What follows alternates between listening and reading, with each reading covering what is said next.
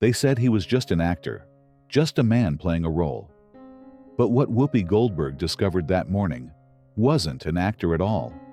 It was something far more dangerous, something she wasn't prepared for, something that would shatter her world in front of 3 million viewers. The silence hit first, not the comfortable kind that cradles a conversation, but the sharp, suffocating kind that cuts through a studio like a blade through silk. Whoopi sat frozen, her mouth slightly open, eyes fixed on the man across from her. Her signature confidence, built over decades of daytime television dominance, had evaporated in an instant. Jonathan Roumie sat perfectly still, his hand resting gently on the small cross hanging around his neck. He wasn't angry. He wasn't defensive. He was something far more terrifying to someone like Whoopi. He was unshaken. Completely, utterly unshaken. The cameras caught everything, every blink, every breath, every moment of a daytime television queen being reduced to stunned silence by one simple sentence. A sentence that would ignite the internet, divide Hollywood, and remind the world that some things are too sacred to mock. Behind the cameras, crew members stood motionless. The teleprompter operator forgot to breathe. In the control room, a producer whispered into his headset, "We're watching television history." But this moment didn't start here. This reckoning began 3 days earlier, with an email marked urgent and a conversation that would change everything. You see, what most people don't know is that Whoopi didn't just randomly invite Jonathan Roumie to The View. Someone wanted this confrontation. Someone orchestrated this perfect storm. And when the truth comes out, you'll understand why this wasn't just an interview. It was an ambush. An ambush that backfired spectacularly. Because they underestimated one crucial thing. Jonathan Roumie wasn't just playing Jesus on screen. He had become something else entirely. Something that would make Whoopi question everything she thought she knew about faith, power, and the price of mockery. The audience, just moments before chattering and laughing, now sat in dead silence. You could hear the air conditioning. You could hear someone's stomach growl in the third row. You could hear the tick of the studio clock marking the seconds of what would become the most shared, most controversial, most transformative moment in daytime television history. And it all started with a single sentence. One sentence that would haunt Whoopi for months. One sentence that would trend worldwide for weeks. One sentence that we're about to reveal to you. But first, you need to understand how we got here. Because this story isn't just about a television moment. It's about something much bigger. Something that's been building in Hollywood for years. Something that finally found its voice in the most unexpected way. Jonathan touched his cross one more time, looked directly into Whoopi's eyes, and spoke. What he said next would change everything. Before we continue this story, if you're enjoying content like this, please subscribe to our channel and let us know where you're watching from. Tomorrow at 12:30 p.m., we'll be sharing another powerful story about an encounter that changed someone's life forever. The email arrived on a Tuesday morning, marked priority, faith, and entertainment discussion. To anyone else, it looked innocent. But Jonathan's publicist knew better. They've tried this before, she warned, scrolling through The View's history. Remember when they had Father Martinez on? Whoopi spent 20 minutes questioning the existence of God while he sat there smiling. But Jonathan had already decided. Sometimes the lion's den is exactly where you need to be. The stakes were crystal clear. For years, Hollywood had treated people of faith like relics, outdated, narrow-minded, irrelevant. The Chosen had changed that conversation, bringing in billions of dollars and touching millions of hearts. But that success had made enemies. Powerful enemies who saw Jonathan's influence as a threat.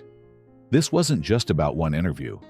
This was about sending a message to every person of faith in entertainment. Stay quiet, stay hidden, or we'll destroy you on national television. 3 days before the show, whispers started circulating. Industry insiders heard Whoopi had been preparing for this interview differently. She'd consulted with prominent atheist writers. She'd watched every episode of The Chosen, taking notes, studying Jonathan's portrayal, looking for weaknesses. She wasn't planning a conversation. She was planning a demolition. The goal was simple: make the man who played Jesus look like a delusional fanatic. Make faith itself look foolish. Make millions of believers question whether their hope was just ancient mythology. But what Whoopi didn't know was that Jonathan had been preparing too. Not with talking points or PR strategies. He'd been praying for 3 nights straight. He'd asked for the right words, the right heart, the right moment to speak truth to power. While she was strategizing his destruction, he was surrendering to something bigger than television ratings. As his car pulled up to the ABC studios that morning, Jonathan's phone buzzed with warnings from fellow actors, directors, even pastors. Don't go in there.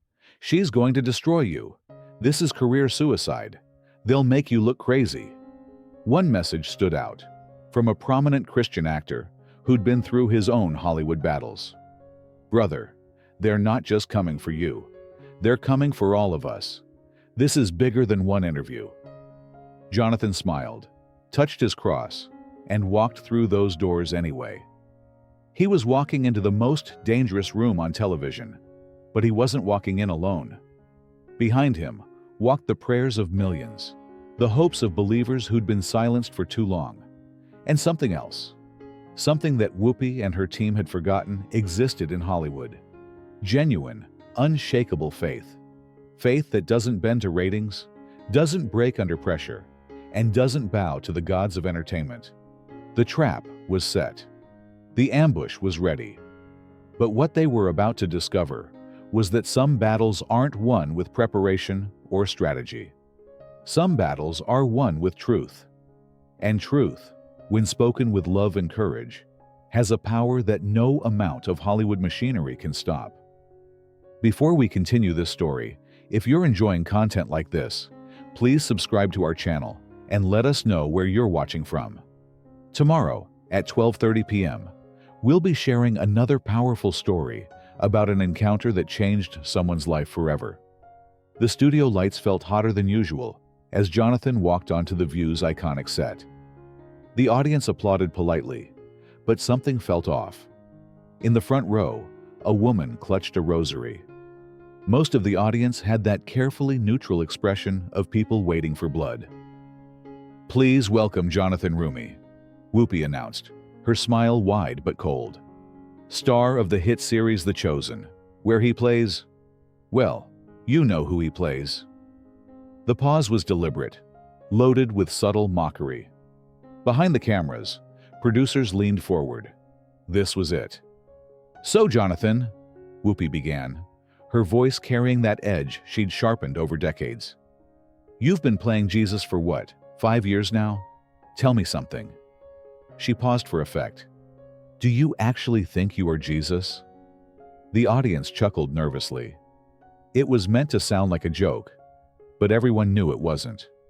It was a trap. Jonathan smiled gently, his hand moving to the cross around his neck. "I think about that responsibility every single day. When millions of people see you as their image of Christ, you carry something bigger than yourself." "But surely you know it's just acting," Whoopi pressed, her tone sharpening. "I mean, you don't actually hear voices, do you? You don't think God is talking to you directly?" The studio went quiet. This was the setup for destruction they'd planned. Make him look crazy. But Jonathan didn't take the bait. Faith isn't about hearing voices, Whoopi. It's about understanding that some things are bigger than what we can see or prove. The letters I get from viewers, children with cancer finding hope, broken families healing, people stepping away from suicide. That's not acting. That's real. The audience stirred. Someone said amen, just loud enough to be heard. You could feel the shift beginning. Whoopi's smile tightened. "Come on now," she said, forcing a laugh. "We're in 2024. Don't you think it's time we moved past these ancient fairy tales? A virgin birth, a resurrection, walking on water. This is mythology, not history." The room shifted like air pressure before a storm. Jonathan leaned forward, eyes never leaving her face. 2 billion people disagree with you, and I've seen what faith does in people's lives. Not because of mythology, but because of truth. Before we continue this story, if you're enjoying content like this, please subscribe to our channel and let us know where you're watching from. Tomorrow at 12:30 p.m., we'll be sharing another powerful story about an encounter that changed someone's life forever. That's when Whoopi made her first mistake. She laughed, actually laughed. A sharp, dismissive sound that echoed through the studio. 2 billion people used to think the world was flat too, she shot back. Just because people believe something doesn't make it true. A gasp rippled through the audience. Several people shifted uncomfortably in their seats. Behind the cameras, a sound technician shook his head in disgust. Even some of Whoopi's co-hosts exchanged worried glances. But Jonathan remained perfectly calm. He looked at Whoopi with something that wasn't anger, wasn't hurt, but something far more unsettling to someone like her. He looked at her with compassion. "You know what's interesting?" he said, his voice soft but carrying clearly through the studio. "The same people who mock faith are often the ones searching hardest for meaning, for purpose, for something bigger than themselves." The silence that followed was different from before. This wasn't the planned, dramatic pause of a talk show. This was raw truth, hanging in the air like smoke. Whoopi blinked rapidly, her hands gripping her note cards tighter. For just a moment, her mask slipped. Behind the cameras, a producer pointed frantically at his watch. They were losing control of the narrative. "Don't psychoanalyze me," Whoopi snapped, her voice harder now. "I'm not the one who thinks I'm talking to an invisible man in the sky." The audience was no longer with her. You could feel it. The shift was subtle but unmistakable. People were choosing sides, and many of them weren't choosing hers. Jonathan touched his cross again, a gesture so natural it seemed unconscious. "I'm not talking to the air, Whoopi. I'm talking to the God who created it. The same God who created you. The same God who loves you even when you mock him." The words hit the studio like a thunderclap, not because they were loud, but because they were spoken with such certainty, such peace, such complete absence of malice. Whoopi's mouth opened slightly. Her prepared comebacks died on her lips. Around the studio, people were no longer pretending to be neutral. Some nodded, others wiped their eyes. A few stood up. But this was just the beginning. Whoopi had more ammunition, more attacks planned, and she wasn't done trying to destroy the man who dared to bring God onto her stage. She had no idea she was about to start a war she couldn't win. Before we continue this story, if you're enjoying content like this, please subscribe to our channel and let us know where you're watching from. Tomorrow at 12:30 p.m., we'll be sharing another powerful story about an encounter that changed someone's life forever. Whoopi wasn't backing down. If anything, the audience's reaction made her double down harder. "Let's talk about your show," she said, shuffling through her notes like she was loading bullets. "The Chosen has made millions. Tell me, how much money have you personally made convincing people to believe in fairy tales?" The attack was personal now, direct, ugly. Jonathan didn't flinch. "Every dollar I've earned has been a blessing, and every letter from someone whose life was changed. Priceless." "Oh, please," Whoopi scoffed. "You're making money off people's desperation, their need to believe in something that doesn't exist. That's not ministry. That's manipulation." That's when someone in the audience spoke up. A woman in her 60s, clearly a fan, stood and said firmly, "That show saved my marriage." Security moved toward her, but Jonathan gestured gently for them to stop. "Ma'am," he said, addressing her directly, "would you like to share?" Whoopi's face went red. This isn't testimony hour. But the woman continued, tears in her eyes. "My husband and I were getting divorced. 25 years of marriage ending. Then we watched your show together. It reminded us what love really means, what forgiveness means. The studio was dead silent. "We're still together," she finished, looking directly at Jonathan. "Thank you." The audience erupted in applause. Real applause, not the manufactured kind. Whoopi's jaw tightened. She was losing her own show. "Enough," she snapped. "This is television, not church. Jonathan, let's get real here. You grew up Catholic, right? After all the scandals, all the abuse, how can you still defend organized religion?" The question hit like a slap. Personal, designed to wound. Jonathan's eyes flashed just for a moment, then softened into something deeper than anger. Understanding. "Pain doesn't invalidate truth," he said quietly. "Broken people in positions of power don't negate God's existence. They prove why we need Him more." Behind the cameras, crew members were nodding. Even the teleprompter operator wiped his eyes. Whoopi leaned forward, voice sharp as a blade. "So you're telling me your precious Jesus is real while children suffer? While wars rage? While good people die?" The studio held its breath. Jonathan reached into his jacket pocket and pulled out a worn photo. Creased, faded, personal. "This is my sister," he said quietly, holding it up just long enough for the cameras to catch it. "She was killed by a drunk driver 3 years ago." The studio went dead silent. "She was on her way to church, had just texted me about how The Chosen helped her through her divorce." His voice never wavered. "At her funeral, hundreds of people told me the same thing. How the show, how faith had changed their lives." Jonathan looked directly at Whoopi, his eyes soft but unwavering. "You want to know why I believe? Because when I had nothing left, when grief almost destroyed me, faith held me together. Not mythology, not fairy tales. Truth." The audience was transfixed.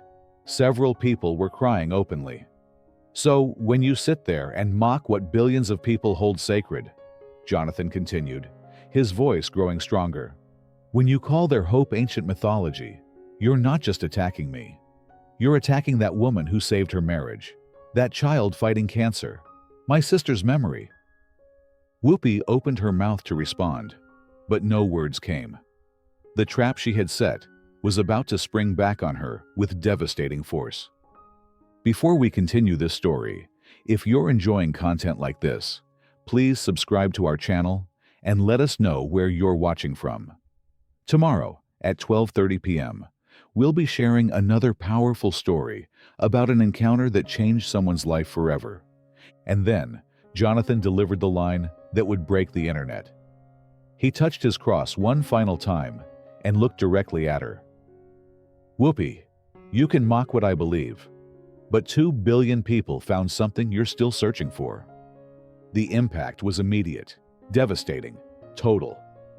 Whoopi's face went white. Her hands trembled. The note cards scattered to the floor as the studio erupted. Not in applause, but in gasps. In silence so profound it felt like the world had stopped breathing. Behind the cameras, a producer whispered, "Holy! Did he just—" The audience began to stand slowly, one by one, row by row, not clapping, not cheering, just standing in silent respect for truth spoken to power. Whoopi stared at Jonathan like she was seeing him for the first time. The actor was gone. The man who had played Jesus was gone. Sitting across from her was something she couldn't mock, couldn't dismiss, couldn't defeat. Someone who knew exactly who he was. And for the first time in her career, Whoopi Goldberg was speechless. The silence stretched on. 30 seconds, a minute. In television time, an eternity. You could hear the air conditioning. You could hear someone's heartbeat in the front row.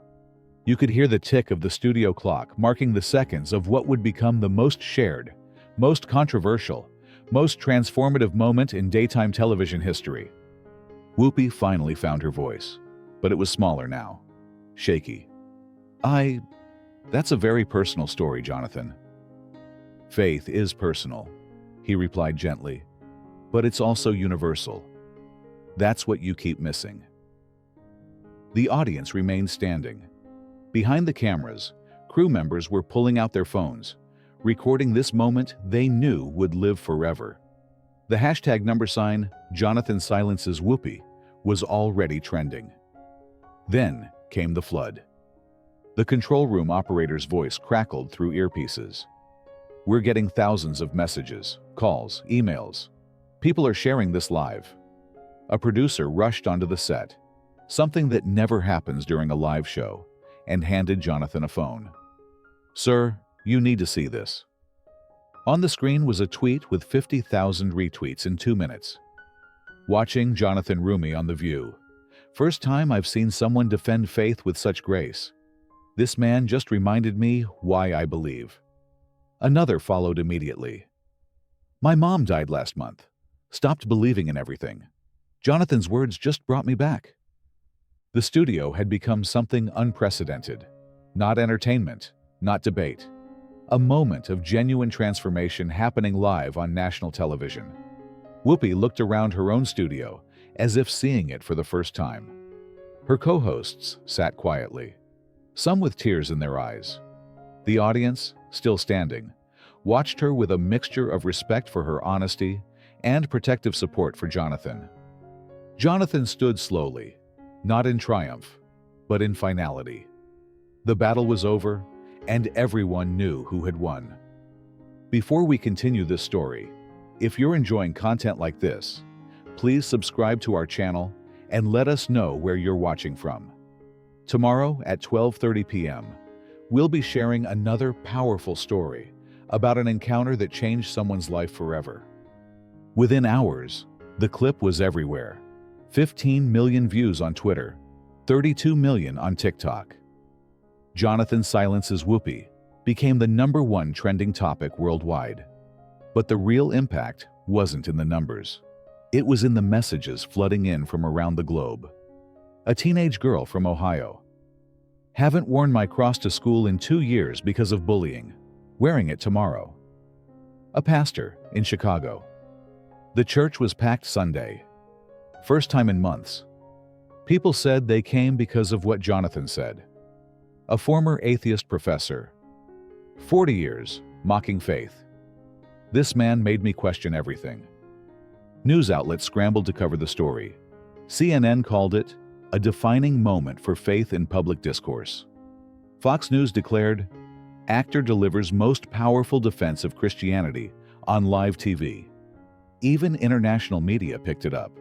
The BBC headline read, "American actor reminds the world why faith matters." Hollywood was split. Some celebrities posted support. "This is what courage looks like," wrote one A-list actor. Others stayed silent, afraid to pick sides in a culture war they suddenly realized they were losing. The View issued a statement that evening. "We appreciate passionate dialogue about important issues. Today's discussion highlighted the deeply personal nature of faith." Translation: damage control. Whoopi herself posted nothing on social media for 3 days. When she finally did, it was simple. Sometimes we need reminding that there are things bigger than ourselves. The entertainment industry noticed something else. Faith-based content started getting greenlit again. Scripts that had been rejected for being too religious suddenly found interested producers. The Chosen's viewership surged by 400%. But perhaps the most telling reaction came from an unexpected source. A letter arrived at Jonathan's management office, handwritten on expensive stationery. "Mr. Roumie, I watched your interview with Whoopi. I've spent decades running entertainment companies, pushing secular content, mocking faith. Your grace under fire reminded me of something I lost long ago. I found it again. Thank you, a fellow believer who forgot he was one." 6 months later, when asked about that day in interviews, Jonathan always said the same thing. It wasn't about winning or losing. It was about truth speaking louder than mockery. The moment became required viewing in seminary schools. Communication courses analyzed how truth delivered with grace defeats aggression. Philosophy classes debated whether authenticity can still triumph in a manufactured world. But for millions of believers who had felt silenced, marginalized, and mocked for years, Jonathan's one sentence became a rallying cry. 2 billion people found something you're still searching for. In a world that had forgotten how to respect faith, one man reminded us all why it deserves reverence. Not because it's popular, not because it's easy, but because it's true. And truth, spoken with love, will always find its way.